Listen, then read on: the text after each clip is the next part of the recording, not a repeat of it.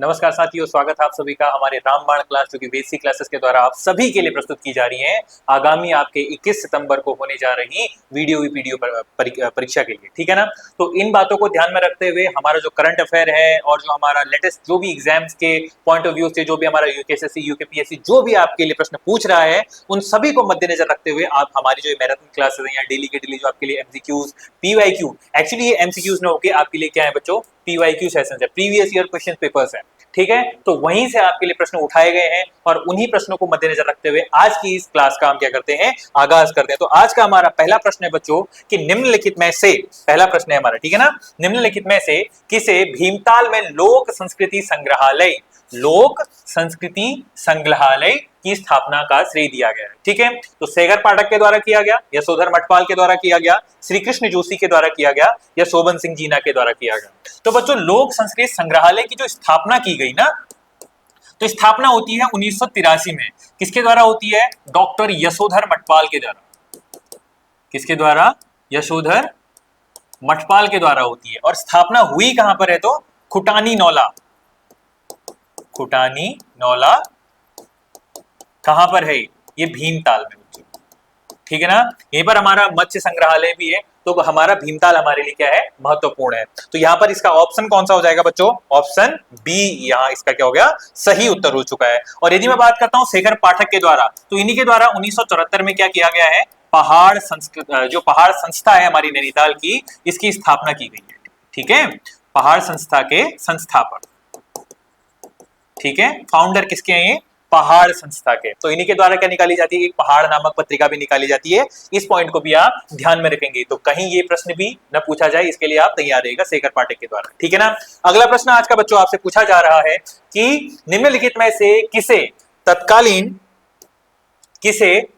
देहरादून में, ठीक है, तत्कालीन देहरादून में बीजापुर नहर के निर्माण का श्रेय दिया गया है? कर्नल यंग को, कर्नल मूर को, कैप्टन कॉटले को या उपरोक्त में से कोई नहीं। तो प्रश्न यदि बात करें बच्चों देहरादून की जो हमारी बीजापुर नहर है, तो क्या होता है हमारे उत्तराखंड में बच्चों, आपने देखा होगा 1815 के बाद भारत में कौन आती है? ब्रिटिश कंपनी आती है। तो ब्रिटिश जो हमारे भारत में आए थे, तो उनको सुदर्शन शाह ने आगमन किया, उनसे गुजारिश की कि हमारे उत्तराखंड से जो गोरखा शासन है उसको दूर कराकर यहाँ पर क्या कीजिए, स्वतंत्र सत्ता स्थापित करने में हमारी सहायता कीजिए। तो ब्रिटिशर्स यहाँ आते हैं, तो सबसे पहले ई गार्डनर कुमाऊं के कमिश्नर बनाए जाते हैं। उसी क्रम में आगे पर आते हैं हमारे एक आते हैं लुशिंगटन। तो लुशिंगटन के काल में क्या होता है बच्चों, हरिद्वार में सूखा पड़ जाता है। ये कब की बात है? सन 1841 की। तो उस समय बीजापुर में 1841 में पीबी कॉटले, उनका नाम है प्रोफेसर पीबी कॉटले, इनके द्वारा क्या किया गया था बच्चों, बीजापुर की जो नहर है उसका निर्माण करवाया गया। इसी कारण इन्हीं को क्या कहा जाता है बच्चों, उत्तराखंड का भगीरथ। ठीक है, उत्तराखंड का भगीरथ कहा जाता है। तो उत्तराखंड के भगीरथ की संज्ञा किस अंग्रेज को दी गई है? तो पीबी कॉटले को। और उसका वास्तुकार कौन था? पीबी कॉटले। तो ऑप्शन इसका कौन सा सही हो जाएगा? ऑप्शन सी सही हो जाएगा। आप इस बात को ध्यान रखिएगा कि हमारी बीजापुर नहर कब बनी थी? 1841 में। और तत्कालीन यहाँ पर जो हमारा कमिश्नर था, ठीक है, कमिश्नर कौन था? तो लुशिंगटन। ठीक है, लुशिंगटन हमारा कौन था? कमिश्नर था, कुमाऊं कमिश्नर था। अगले प्रश्न की ओर बढ़ते हैं बच्चों आज के कि पुगाड़ी, तिमारी, मिझारी निम्न में से किससे संबंधित है? यह हमारा उत्तराखंड का जो गोरखा काल है उससे संबंधित प्रश्न है और अति महत्वपूर्ण प्रश्न है। क्या पूछ रहा है, क्या है ये? गोरखाकालीन स्थापत्य कला, गोरखाकालीन सैन्य व्यवस्था, गोरखाकालीन आभूषण थे या गोरखाकालीन कर व्यवस्था थी? तो यदि मैं बात करता हूं बच्चों पुगाड़ी की, तो पुगाड़ी एक हिसाब से क्या हुआ करता था, हमारा सैन्य कर हुआ करता था। ठीक है ना, जो हमारे सैनिक हुआ करते थे उनके लिए जो लिया जाता था, जो हमारा ये क्या था, सैन्य कर हुआ करता था। क्या हुआ करता था? सैन्य कर, पुगाड़ी। अब बात करता हूं मैं तिमारी की, तो तिमारी क्या हुआ करता था? जो सुब्बा और नायक सुब्बा हुआ करते थे ना, क्या हुआ करते थे, कहा मैंने, सुब्बा और नायक सुब्बा, सुब्बा और नायक सुब्बा, इनको दिया जाने वाला जो कर था वो क्या था, हमारा तिमारी था। और अगली बात करते हैं यदि हम मिझारी की, तो मिझारी हमारा क्या हुआ करता था बच्चों? शिल्पकारी कर। क्या कर? शिल्पकारी कर। शिल्पकारों के द्वारा दिया जाने वाला जो कर था वो क्या था? मिझारी। तो इनमें से बच्चों किस बात को यहाँ पर सत्य किया जा रहा है? तो गोरखाकालीन कर व्यवस्था था, tax system of the Gorkhas. अगर मैं गोरखाओं की बात करता हूं बच्चों, तो गोरखाओं का जो उत्तराखंड में प्रवेश है, ठीक है, गोरखा का उत्तराखंड में प्रवेश, तो इनका प्रवेश कब होता है बच्चों? यदि मैं बात करता हूं कुमाऊं की, तो कुमाऊं में आते हैं ये 1790 में, और इन्हें बुलाने का श्रेय किसे जाता है? हमारे हर्षदेव जोशी को, ठीक है ना। हर्षदेव जोशी ने इनको क्या किया था? बुलाया था। और इन्हीं को जो हमारे राहुल सांकृत्यायन है, राहुल सांकृत्यायन है, इन्होंने इसको किसकी संज्ञा दे रखी है? किसकी संज्ञा दे रखी है? तो विभीषण की।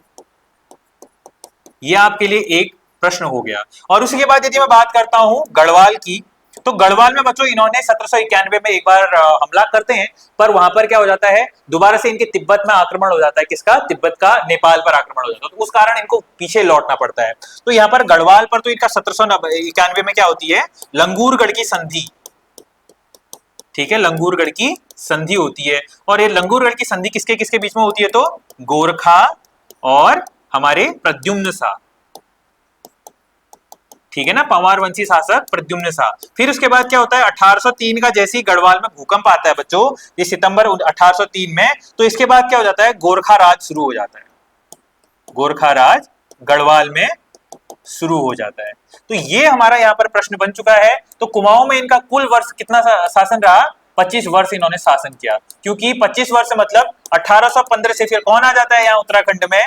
ईस्ट इंडिया कंपनी आ जाती है बच्चों, ठीक है ना, ब्रिटिशर्स आ जाते हैं, और कुमाऊं का पहला कमिश्नर एडवर्ड गार्डनर को बनाया जाता है। तो यहाँ पर इस प्रश्न का इस तरीके से हमने कुछ ऑपरेशन कर लिया है, कुछ फैक्ट यहाँ पर आपको कुछ पता चल चुके हैं। आगे अगले प्रश्न की यदि हम बात करते हैं, तो निम्नलिखित में से कौन सा उत्तराखंड द्वारा शुरू किया गया भारत का पहला खगोल पर्यटन अभियान है? इसको क्या बोला जाता है? एस्ट्रो टूरिज्म जो कैंपेन है वो लॉन्च किया गया बाय दी उत्तराखंड। तो उत्तराखंड के द्वारा बच्चों, जो खगोल का मतलब क्या है कि आकाशगंगा को यदि आप रात को देखते हैं तो तारे दिखते हैं आपको, तो उन तारों को दिखाने के लिए टूरिज्म को क्या किया जाए? उत्तराखंड में प्रमोट किया जाए। उसके लिए बच्चों उत्तराखंड के द्वारा एक हमारे यहाँ पर पहल लॉन्च की गई थी, जिसका नाम क्या है? नक्षत्र सभा। तो इसका ऑप्शन बी क्या हो जाएगा? सही हो जाएगा। अति महत्वपूर्ण प्रश्न आपसे बताया जा रहा है, पिछले आपसे प्रश्न पूछा गया है एक बार, तो ये हमारा आपके सामने था। अगला प्रश्न पूछ रहा है, नदियों को उनके उद्गम स्थल के रूप में सुमेलित कीजिए। यदि मैं पहली बात करता हूं भिलंगना की, तो भिलंगना का उद्गम कहां होता है? मंदाकिनी का कहां होता है? सरस्वती का कहां होता है? अलकनंदा का कहां होता है? रामगंगा कहां होता है? तो भिलंगना की यदि मैं बात करता हूं, तो बच्चों टिहरी में स्थित जो हमारा खतलिंग ग्लेशियर है, वहां पर इसकी स्थापना होती है। अगला यदि मैं बात करता हूं मंदाकिनी की, तो मंदाकिनी का हमारा कहां से होता है बच्चों? केदारनाथ से होता है, ठीक है। सरस्वती का कहां होता है बच्चों? हमारे देवताल से होता है, ऑप्शन बी सही हो गया। अलकनंदा का कहां से होता है? सतोपंथ से होता है। रामगंगा का कहां से होता है? दूधातोली से होता है बच्चों। तो इसका ऑप्शन हमारा क्या हो गया? डी। और पहले का एक का डी हो गया, और दूसरे का क्या हो गया? सी हो गया। तीसरे का क्या हो गया? हमारा बी हो गया। और चौथे का हमारा क्या हो गया? ई हो गया। और पहले का क्या हो गया? पांचवे का क्या हो गया? ए हो गया। तो डी सी बी ई ए, ऑप्शन बी हमारा क्या हो गया? इसमें सही उत्तर हो गया है। आप सभी के लिए अति महत्वपूर्ण। और यदि बच्चों में इससे एक्स्ट्रा फैक्ट की यदि मैं बात करता हूं, तो दूधातोली से हमारी 5 नदियों का उद्गम होता है। कितनी नदियों का? 5 नदियों का उद्गम होता है यहाँ पर से, ठीक है ना। ओरिजिन ऑफ द 5 रिवर्स कौन कौन सी? ये 5 है। पहली तो है हमारी रामगंगा, पश्चिमी रामगंगा, ठीक है ना। दूसरी है हमारी पूर्वी नयार, ठीक है। और तीसरी है हमारी पश्चिमी नयार। फिर एक है हमारी आटागाड़, ठीक है। और फिर एक है हमारी विनोब। तो ये 5 जो नदियां हैं बच्चों, इनका उद्गम स्रोत क्या है? उत्तराखंड का पामीर कहे जाने वाला दूधातोरी पर्वत श्रृंखला। अगले प्रश्न की ओर आगे बढ़ते हैं। तो हमारा अगला प्रश्न है, डुंगरी पैंतोली आंदोलन संबंधित है। तो डुंगरी पैंतोली जो आंदोलन बच्चों चमोली में हुआ था, वो किससे संबंधित है? किससे संबंधित है? जल संरक्षण से, वाटर कंजर्वेशन से, या रोड फॉर्मेशन से, रोड मेकिंग से? थर्ड है हमारा बांज, जो हमारा ओक ट्री होता है, उसके जंगलों के उद्यान विभाग को हस्तांतरित करने के लिए, या भूमि संसाधन प्रबंधन से? तो यदि मैं बात करता हूं बच्चों डुंगरी पैंतोली आंदोलन की, तो इसकी जो ये होता है हमारा, ये कब किस वर्ष होता है? हमारे 1980 में होता है। कहां होता है? ये चमोली में होता है। और इसके होने का कारण क्या था बच्चों? बांज के वृक्षों को जो उद्यान विभाग है, जो हमारा हॉर्टिकल्चर है, उसको हस्तांतरित करना था। तो इसका ऑप्शन क्या हो जाएगा? सही सी ऑप्शन हो जाएगा, ठीक है ना। तो आंदोलन से भी आपसे पूछा जा रहा है, पानी रखो आंदोलन किससे संबंधित है? सच्चिदानंद भारती से। आपको जो हमारा मैती आंदोलन है, जो हमारे कल्याण सिंह है उनके द्वारा, आपको सभी जो हमारे आंदोलन है उन्हें भी याद करना है, ठीक है ना। तो उनके बारे में ज्यादा डिस्कस ना करते हुए आप उसको पढ़िएगा, क्योंकि हमारी वीडियो और लेंथी हो जाएगी। तो अगले प्रश्न की ओर हम बढ़ते हैं। तो फिर अगला प्रश्न आपसे पूछ रहा है, चीनी यात्री वेनसांग के द्वारा निम्नलिखित में से किस स्थान की यात्रा का ऐतिहासिक वर्णन नहीं मिलता है। बच्चों ध्यान दीजिएगा, नहीं मिलता है। तो यदि मैं बात करता हूं चीनी यात्री वेनसांग की, तो चीनी यात्री वेनसांग जब उत्तराखंड में आता है तो वो बताता है कि यहाँ पर पांच क्या थे, हमारे बौद्ध मठ रहा करते थे। तो उन बौद्ध, और ये भारत में जब आता है तो भारत का उस समय राजा कौन था, ठीक है, तो कौन था वो, हर्षवर्धन, ठीक है ना। भारत का राजा इसके आने के काल में कौन था, हर्षवर्धन। और यहाँ की इसने राजधानी क्या बताई थी बच्चों, राजधानी क्या बताई थी इसने, ब्रह्मपुर बताई थी, ठीक है ना, ब्रह्मपुर बताई थी। और इसने यहाँ पर मकरपुर का उल्लेख किया था, मायापुर का उल्लेख किया था, हरिद्वार के लिए ब्रह्मपुर का उल्लेख किया था इसने, पर यहाँ पर मदवार नामक जो स्थान है इसका उल्लेख नहीं किया था। तो ऑप्शन बी क्या हो जाएगा बच्चों, इसका सही हो जाएगा। यदि मैं बात करता हूं बच्चों वेनसांग की, ठीक है, वेनसांग की, तो वेनसांग के बारे में क्या कहा जाता है कि इसे क्या कहा जाता है, यात्रियों का राजकुमार, यात्रियों का राजकुमार कहा जाता है, क्योंकि इसने क्या किया था, 72 देशों की यात्रा की थी, ठीक है ना। ये कौन था, तिब्बती यात्री, क्या था, तिब्बती यात्री थी। अब कोई ट्रैवलर है बच्चों तो वो व्लॉग बनाएगा, उस समय तो मोबाइल फोन नहीं हुआ करते थे, तो इनके द्वारा क्या किया जाता, अपना यात्रा वृत्तांत लिखा जाता था। तो इसका जो यात्रा वृत्तांत है या इसकी जो पुस्तक है, उस पुस्तक का नाम बच्चों बहुत महत्वपूर्ण है, उसका नाम है सी यू की, ठीक है ना। तो ये हमारा किसके बारे में हो गया, वेनसांग के बारे में। तो अगले प्रश्न की ओर बढ़ते हैं बच्चों कि निम्नलिखित में से किस देश में बालकस झील स्थित है। तो यहाँ पर स्टैटिक का क्वेश्चन आपसे पूछा गया है वर्ल्ड ज्योग्राफी का कि बालकस झील कहाँ स्थित है। यदि आप बच्चों मध्य एशिया को ध्यानपूर्वक देखेंगे, कजाकिस्तान, उज्बेकिस्तान, ताजिकिस्तान के बारे में, तो आपको कजाकिस्तान में आपको देखने को मिलेगी हमारी कौन सी झील, बालकस झील। तो ऑप्शन सी यहां पर क्या हो जाएगा बच्चों, सही उत्तर हो जाएगा। अगले प्रश्न की ओर बढ़ते हैं हमारा कि डैश डैश डैश भारत के मूल संविधान का हिस्सा नहीं थे। तो ये भारत के मूल संविधान का हिस्सा नहीं था, बल्कि सरदार स्वर्ण सिंह समिति के सिफारिश पर सन 1976 में 42वें संविधान संशोधन के द्वारा जोड़ा गया। तो यदि मैं बात करता हूं बच्चों संविधान संशोधन की, ठीक है ना, संविधान संशोधन की, तो इसकी जो प्रक्रिया है बच्चों, ठीक है, इसकी जो प्रक्रिया है ये हमने ग्रहण कहां से की, पहले तो साउथ अफ्रीका से, ये पहला पॉइंट हो गया। और संविधान में कहां उल्लेख किया गया है इसका, संविधान में भाग 20 में उल्लेख किया गया है। और अनुच्छेद की यदि मैं बात करता हूं तो 368 की बात करता हूं। तो इसी में बच्चों एक क्या होता है, 42वां संविधान संशोधन, 42वां संविधान संशोधन। और इसी के तहत क्या होता है बच्चों, हमारे संविधान में भाग 4A जोड़ा जाता है। क्या जोड़ा जाता है, भाग 4A जोड़ा जाता है, जिसका संबंध किससे है, मौलिक कर्तव्य से, ठीक है ना। मूल संविधान में कितने थे, तो 10, वर्तमान में कितने हैं, 11, ठीक है। 11वां कौन सा जोड़ा, हमारा शिक्षा संबंधित अधिकार है। तो ठीक है, और इसको किससे रिकमेंड किया गया, सरदार स्वर्ण सिंह समिति की सिफारिश से, ठीक है ना बच्चों। तो ये आपका एडिशनल फैक्ट हो गया।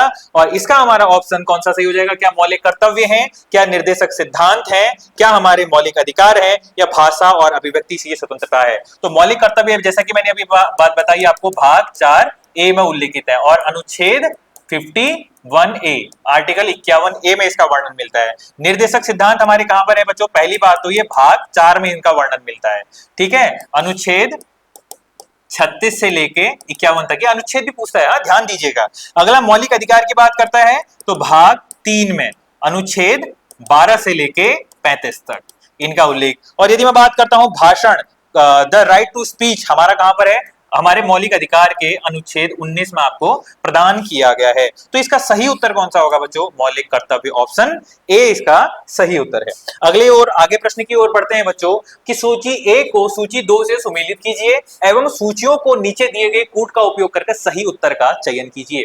तो सूची ए पूछ रही है अनुच्छेद 39A का संबंध किससे है, अनुच्छेद 43 का संबंध किससे है, 21 का संबंध किससे है, और 23 का संबंध किससे है। तो यदि मैं बात करता हूं अनुच्छेद जो हमारा 39A ए है, तो बच्चों इसको संविधान संशोधन के तहत जोड़ा गया।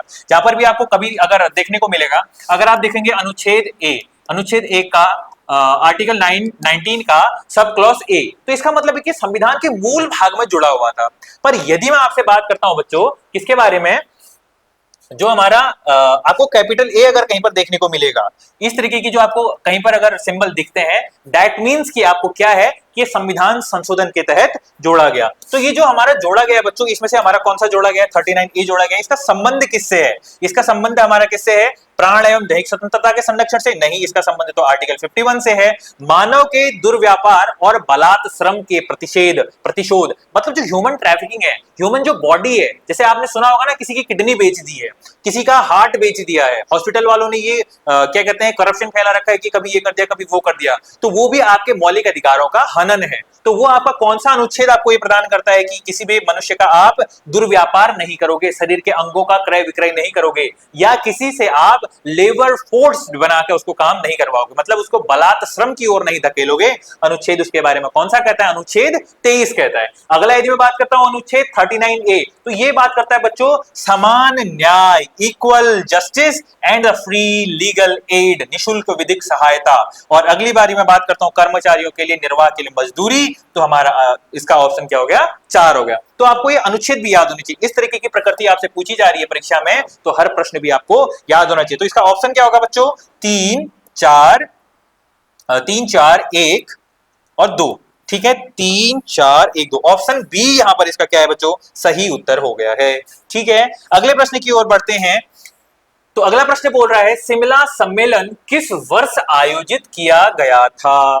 तो आपको बच्चों पता होगा कि जब हमारे जो वॉयसरॉय थे भारत के 1945 की यदि मैं बात करता हूं, 1945 में कौन थे हमारे वॉयसरॉय, लिनलिथ गो, क्या नाम था उनका, कहा मैंने, लिनलिथ गो। तो इन्होंने क्या किया था बच्चों, आपको पता होगा भारत में जो पाकिस्तान की बहुत मांग की जा रही थी, भारत में पाकिस्तान की डिमांड को लेकर क्या किया गया था, इसमें शिमला समझौता, ठीक है ना, शिमला समझौता होता है, किस किस के बीच में होता है, तो कांग्रेस और मुस्लिम लीग के द्वारा। कह रही थी हमें भारत को स्वतंत्र करना है, पर यहां पर मुस्लिम लीग क्या कह रही है, मुस्लिम लीग को क्या चाहिए, ये भारत के अलावा एक स्वतंत्र पाकिस्तान की इन्होंने मांग की थी। तो आपसे सीधा प्रश्न पूछ रहा है कि शिमला सम्मेलन किस वर्ष आयोजित किया गया था, तो आपका ऑप्शन कौन सा सही हो गया, ऑप्शन डी यहां पर सही हो गया है। और भारत में यदि कैबिनेट मिशन कब आता है, तो 1946 में। इसके तहत कितने व्यक्ति भारत में आते हैं, तो 3 व्यक्ति। एक तो कौन हो गया हमारा, पैंथिक लॉरेंस, पैंथिक लॉरेंस कौन थे, इसके अध्यक्ष थे। अगला एवी अलेक्जेंडर, एवी अलेक्जेंडर। अगला यहां पर कौन आता है हमारा, स्टेफोर्ड क्रिप्स, स्टेफोर्ड क्रिप्स। तो 3 सदस्य आते हैं, इसका अध्यक्ष कौन था, तो हमारा ये था। और भारतीय स्वतंत्रता अधिनियम, भारत स्वतंत्रता अधिनियम, ये आता है बच्चों 1947 में। और इसी में क्या कहा जाता है कि इसी के तहत भारत और पाकिस्तान नामक 2 राष्ट्र बनेंगे। तो इसी अधिनियम के तहत जब ब्रिटिश संसद में पारित होता है, तब जाके भारत आजाद होता है, ठीक है, और पाकिस्तान नामक दूसरा राज्य बनाया जाता है। इसी में कहा जाता है कि भारत और पाकिस्तान की जो सीमा है उसका विभाजन करने के लिए रेडक्लिफ नामक आयोग बनाया जाएगा, ठीक है। बाकी बातें हम आगे प्रश्न में करेंगे। अगला प्रश्न आपसे पूछा है, किस देश ने आईसीसी क्रिकेट विश्व टेस्ट चैंपियनशिप 2025 का खिताब जीता। भारत ने जीता, श्रीलंका ने जीता, दक्षिण अफ्रीका ने जीता, या वेस्ट इंडीज ने जीता। तो इसका जो ऑप्शन है बच्चों, 27 वर्ष के बाद दक्षिण अफ्रीका ने इस मैच को जीता है, ठीक है। करंट अफेयर में ये पूछा गया है और आगे पूछे जाने की और संभावना है। आसपास के जो अपने राज्य की परीक्षाएं हो रही हैं उनको मद्देनजर रखते हुए जो परीक्षा नियंत्रक है वो बहुत डीप से सटीकता से आपसे प्रश्न पूछ रहा है। तो क्रिकेट खेल से संबंधित, टेनिस खेल से संबंधित, विंबलडन हमारा पूछा जा सकता है, फ्रेंच ओपन पूछा जा सकता है। 4 प्रकार की जो हमारे विंबलडन होते हैं, जो टेनिस के खेल होते हैं, उन्हें मद्देनजर रखते हुए अगले प्रश्न की ओर बढ़ते हैं। अगला प्रश्न पूछ रहा है, Indian space research organisation, ISRO की यदि मैं बात करता हूं, तो अंतरिक्ष में कौन सी सफलतापूर्वक उगाई फसल कौन सी उगाई जो अंतरिक्ष से आधारित कृषि अनुसंधान में एक मील का पत्थर साबित हुई, मक्का, चावल, लोबिया या गेहूं। तो बच्चों आपने कुछ दिनों पहले सुना होगा कि भारत के एक हमारे जो लखनऊ के जो हमारे शुभांशु शुक्ला है, कौन? शुभांशु शुक्ला। ठीक है बच्चों, ये कहां गए थे? तो ये गए थे बच्चों स्पेस पर। ठीक है, स्पेस में गए। अब स्पेस में गए तो किस मिशन के तहत? तो इनका जो मिशन था बच्चों उसका नाम था एक्सियोम मिशन। Axiom mission. और ले कौन गया था इसको? तो नासा ले गया था। ठीक है ना। अब नासा जब ले गया था तो शुभांशु शुक्ला के द्वारा यहाँ पर क्या किया गया था कि यहाँ पर कुछ हमारे सफलतापूर्वक फसल उगाई जाने के लिए यहाँ पर बात की गई थी। तो लोबिया के जो बीज है वो वहां पर पहुंचाए गए थे। ठीक है ना बच्चों। और यदि मैं आपसे बात करूं शुभांशु शुक्ला की, तो इनका संबंध कहां से? ये कहां से हमारे बिलोंग करते हैं? तो इनका संबंध है बच्चों लखनऊ से। इनका संबंध कहां से है? लखनऊ उत्तर प्रदेश से। अब ये भारत में आए, प्रधानमंत्री ने इनका स्वागत किया और ये अपने अंतरिक्ष का जो भी इन्होंने महसूस किया 15 दिन वहां, वो सभी यहाँ आके बता रहे हैं। ठीक है ना। तो हमारा इस प्रश्न का ऑप्शन सी क्या होगा बच्चों? सही उत्तर हो गया है। अगला प्रश्न पूछ रहा है, भारतीय संविधान के अनुच्छेद 170 में कहा गया है कि राज्य विधानसभा legislative assembly of the state में मैक्सिमम अधिकतम इतनी सदस्य और न्यूनतम 60 सदस्य संख्या हो सकती है। आपको यदि पता होगा अनुच्छेद 170 क्या बताता है? ये कि राज्य में जो हमारी क्या है? विधानसभा, लेजिस्लेटिव असेंबली। ठीक है ना, विधानसभा, इसी को क्या बोला जाता है? Legislative assembly. ठीक है ना। तो इसमें बच्चों इसका उल्लेख कहां किया गया? अनुच्छेद 170 में किया गया। ये किसका भाग है? ये भाग 6 के अंतर्गत उल्लेख किया गया है। तो इसी के अंदर बच्चों मैक्स, पहले सबसे पहले तो इसकी आयु बताते हैं। इसमें सदस्यता की आयु, सदस्यता की न्यूनतम आयु, ठीक है, मिनिमम एज, न्यूनतम आयु तो कितनी होती है बच्चों किसी भी विधानसभा का सदस्य बनने के लिए? 25 वर्ष। कितने वर्ष? 25 वर्ष। और यदि मैं आपसे बात करता हूं इसमें जो अधिकतम सदस्य संख्या हो सकती, न्यूनतम सदस्य संख्या लिखो पहले। न्यूनतम सदस्य संख्या है वो तो आपको दिख रही है 60 है। कितनी है? 60 है। पर यदि जो इसकी मैं बात करता हूं अधिकतम की, तो अधिकतम कितने हो सकते हैं इसमें? 500 हो सकते हैं। तो ऑप्शन आपका कौन सा सही है इसमें? 430, 530, 500 और 450। तो कौन सा ऑप्शन सही हो गया इसका? ऑप्शन सी सही हो चुका है। ठीक है। और इसी के बाद राज्यों में एक क्या होती है? विधान परिषद होती है, जो कि भारत में कुल 6 राज्यों में है। ठीक है ना। अगला प्रश्न पूछ रहा है कि सुंदरवन किस प्रकार के वनों का वनों के लिए प्रसिद्ध है? सुंदरवन आपको राष्ट्रीय उद्यान कहाँ देखने को मिलता है? पश्चिम बंगाल में।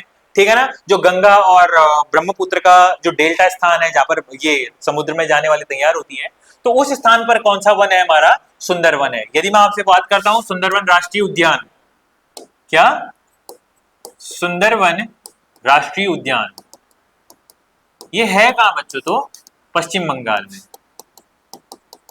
और यहां पाई जाने वाली जो फसल है या यहां पाए जाने वाले जो पौधे हैं ये कौन सी वनस्पति होती है? मैंग्रोव वनस्पति। मैंग्रोव वनस्पति। ठीक है ना। इसका ऑप्शन कौन सा सही है बच्चों? ऑप्शन ए सही है। ठीक है, option A is the right answer. अगला प्रश्न यदि मैं आपसे बात करूं क्या है? Sundarban are the famous for which of type of, okay ये तो हो गया इसका क्या? Mangrove forest. ठीक है, मैंग्रोव वनस्पति। अगला प्रश्न पूछ रहा है कि नॉर्वे की राजधानी कौन सी है? The capital of Norway is Podgorica, अगला है ओस्लो, विंडहॉक या मनीला। तो यहाँ पर इसकी ऑप्शन कौन सा हो गया सही? ऑप्शन बी सही है। अच्छा पहले से पॉइंट है तो क्या है? ये हमारे क्या है? ओस्लो। और फिलीपींस की राजधानी क्या है? मनीला, जहां से हमारे क्या प्रदान किए जाते हैं? एशिया का नोबल रेमन मैग्सेसे अवार्ड। ठीक है। अगला प्रश्न पूछ रहा है भारत का Mars orbit mission MOM mission कब प्रक्षेपित किया गया था? इंडियाज मार्स ऑर्बिट मिशन, जिसको शॉर्ट में बोला जाता है MOM mission, was launched in, तो बच्चों इस मिशन को लॉन्च किया गया था 2013 में। और जब ये जाता है तो इसे क्या कहा गया है? मार्स का जो ध्रुवी जो मतलब ऑर्बिट है, कक्षी जो हमारा उपग्रह भेजना था, तो ये क्या है? Mars orbit mission. ठीक है। इसका मतलब है कि जो मंगल है ना, तो मंगल के अंदर हमें एंट्री नहीं करनी है, बल्कि इसके बाहर जो इसका कक्ष है, उस जो कक्ष है, ऑर्बिट है, उसमें हमको क्या करना था? ग्रह पहुंचाना था। तो मंगल कहां पर है बच्चों? तो आपने जब सोलर सिस्टम देखा होगा तो सबसे पहले आता है हमारा क्या? सूर्य आता है। ठीक है। सूर्य के बाद क्या आता है? बुध आता है। बुध के बाद क्या आता है? शुक्र आता है, ठीक है, पृथ्वी की जुड़वा बहन। फिर इसके बाद आता है क्या है, पृथ्वी। तो पृथ्वी के बाद क्या आता है बच्चों, मंगल, ठीक है, मंगल आता है। और एक कैसा ग्रह है मंगल। फिर इसके बाद क्या आता है, एस्ट्रॉइड बेल्ट आती है, एस्ट्रॉइड बेल्ट आती है, ठीक है। फिर इसके बाद क्या आता है, बृहस्पति। बृहस्पति के बाद क्या आता है, शनि। शनि के बाद क्या आता है, अरुण। फिर क्या आता है, वरुण। फिर आता है यम, ठीक है। तो ये हमारा क्या हो गया बच्चों, सौर परिवार हो गया। इसमें से नजदीक में सबसे ज्यादा कौन सा हो गया, बुध हो गया, और हमारा पृथ्वी तीसरे नंबर पर होगी। इसमें बच्चों एक जो हमारा शुक्र है और जो हमारा अरुण है, इन दोनों की गति क्या होती है, सामान्य के विपरीत होती है। जैसे हमारे सारे के सारे ग्रह क्या करते हैं, पूर्व से पश्चिम से पूर्व की ओर घूमते हैं, ठीक है ना। पर ये जो शुक्र और हमारा अरुण है, इसमें क्या होता है, शुक्र और अरुण है, इनकी गति किस दिशा में होती है, विपरीत। अब विपरीत का अर्थ क्या हो गया बच्चों, पूर्व से पश्चिम, ठीक है, पूर्व से पश्चिम होती है। इसका मतलब है कि सूर्य उदय उनका कहां होता है, पश्चिम में, और अस्त कहां होता है, पूर्व में होता है। तो ये मार्स ऑर्बिट मिशन कब लॉन्च होता है बच्चों, 2013 में लॉन्च होता है, ठीक है ना।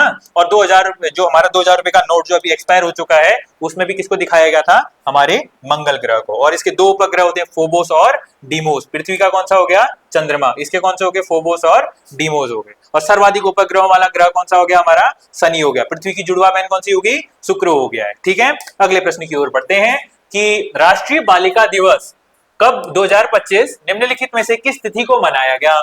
National girl child day 2025 is observed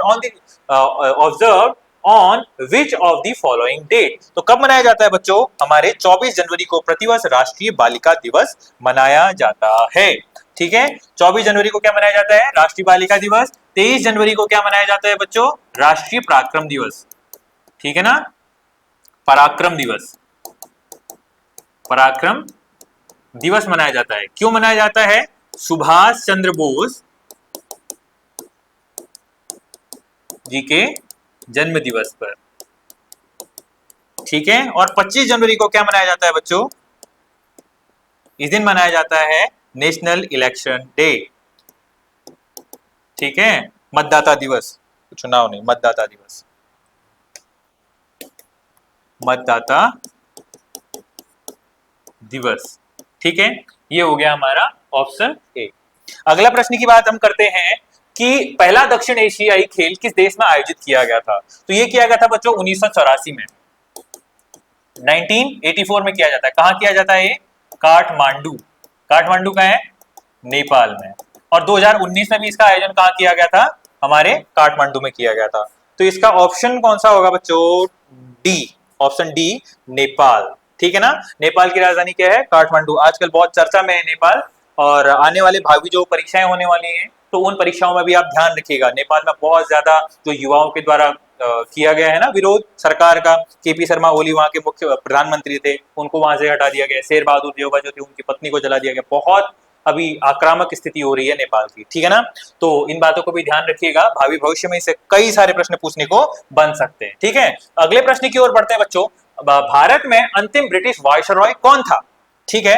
अंतिम वायसरॉय कौन था, सी राजगोपालाचारी, रिपन, लॉर्ड माउंटबेटन या कैनिंग। यदि मैं बात करता हूं बच्चों आप लोगों से वायसरॉय के बारे में, तो वायसरॉय जो पद आता है, ये पद आता कब है, 1858 के भारत शासन अधिनियम में, भारत शासन अधिनियम में आता है। और इस पद का जब उजागर हो जाता है, तो इसका अंत कब होता है, समाप्त, अंतिम कब बनता है। तो अंतिम कब होता है इसका, 1947 के जो गवर्नमेंट ऑफ इंडिया, जो इंडिया इंडिपेंडेंट एक्ट है, उसके साथ इसका समाप्त हो जाता है। तो उसके बाद हमारा जो लास्ट वायसरॉय बना, वो कौन बना, लॉर्ड माउंटबेटन, ठीक है। और उसके बाद क्या होता है, एक नया पद आता है जिसको बोला जाता है गवर्नर जनरल, ठीक है। इसी में बताया जाता है जो मैंने आपको बताया ना, इंडिया इंडिपेंडेंट एक्ट। तो इसके बाद क्या होता है, इसमें एक गवर्नर जनरल का पद रिक्रिएट होता है, दोबारा से सृजित होता है इस पद का। तो इसके साथ भी पहला, स्वतंत्रता के बाद स्वतंत्र भारत का पहला गवर्नर जनरल। यहां पर यह प्रश्न बनेगा, अब क्या प्रश्न बनेगा, स्वतंत्र भारत का पहला गवर्नर जनरल कौन था, तो माउंटबेटन, माउंटबेटन था। अब उसके बाद पूछा जाता है स्वतंत्र भारत का प्रथम भारतीय और अंतिम वायसरॉय। प्रथम भारतीय और अंतिम वॉइसरॉय, तो वो कौन था बच्चों? सी राजगोपालाचारी। डीप में प्रश्न समझने की जरूरत है, तब जाके ये प्रश्न समझ में आएगा, वरना यहाँ पर दोनों ऑप्शन दिए गए हैं। ऑप्शन ए राजगोपालाचारी भी है, सी माउंटबेटन भी है। अब आपको ध्यान देने की जरूरत है कि भारत में अंतिम ब्रिटिश वॉइसरॉय कौन था? तो वॉइसरॉय तो था हमारा लॉर्ड माउंटबेटन। पर कई बच्चों के दिमाग में आ रहा होगा, सर चक्रवर्ती राजगोपालाचारी थे। नहीं बच्चों, स्वतंत्रता अधिनियम 1947 के बाद क्या होता है, गवर्नर जनरल के पद को दोबारा से सृजित किया जाता है। तब कहा जाता है स्वतंत्र भारत का प्रथम भारतीय और अंतिम गवर्नर जनरल कौन थे? सी राजगोपालाचारी। तो इसको मद्देनजर रखते हुए हमारा जो ऑप्शन कौन सा सही हो जाएगा? ऑप्शन सी सही है। ठीक है बच्चों, ठीक है। हाँ, तो आगे प्रश्न की ओर बढ़ते हैं और अगला प्रश्न आपका है कि हिंदी से संबंधित है। हमारा क्या है? हिंदी से पूछे जाने वाले प्रश्न है। नाच तद्भव शब्द है। नाच क्या हमारा? तद्भव शब्द है, उसका तत्सम शब्द क्या होगा? तो तत्सम शब्द क्या होते हैं बच्चों? तत् मतलब उसके समान। किसके समान? संस्कृत के समान। तो जो शब्द संस्कृत के समान है वो कौन सा है? 10 नहीं, नव नहीं, ये तो हमारे सारे के सारे होंगे, और ने नहीं, तो क्या होगा? नृत्य। नाच का क्या होगा? नृत्य। हमारा सी सही उत्तर होगा। अगले प्रश्न की ओर बढ़ते हैं। आविष्कार। आविष्कार एक अशुद्ध शब्द है। अच्छा ठीक है, इसने पहले बोल दिया कि अशुद्ध शब्द है। निम्नलिखित में से सही शब्द का चयन कीजिए। क्या होगा? आविष्कार, आविष्कार, आविष्कार, आविष्कार या उपयुक्त में से कोई नहीं। तो ध्यान देना बच्चों, ये लिखा हुआ है आविष्कार, आविष्कार लिखा हुआ है, ठीक है ना? तो इसका जो शुद्ध होगा वो क्या होगा? हमारा आविष्कार। ठीक है, तो कौन सा ऑप्शन सही है आपका? ऑप्शन ए इसके लिए सही उत्तर है। ठीक है, ध्यान देंगे, प्रत्येक शब्द शुद्धि में भी ध्यान देंगे आप लोग। ठीक है बच्चों, आज आपके लिए इतने ही प्रश्न हैं। बाकी अगले कुछ प्रश्न आपके लिए अगले स्लाइड में या अगले क्लास में लेके आए जाएंगे। तो तब तक के लिए बने रहिएगा। हमारी बेसिक क्लासेस को लाइक करना मत भूलिएगा, शेयर करना मत भूलिएगा, क्योंकि आपका एक लाइक हमें हौसला अफजाई करता है, आपका एक कमेंट हमें और आगे आपके लिए अच्छे वीडियोस बनाने के लिए मदद करता है। तो आप सभी लोगों का बहुत बहुत धन्यवाद। आपके उज्जवल भविष्य की कामना करते हुए जाते जाते हमारे चैनल को लाइक करना, शेयर करना, सब्सक्राइब करना मत भूलिएगा। आज के लिए इतना ही, बहुत बहुत धन्यवाद।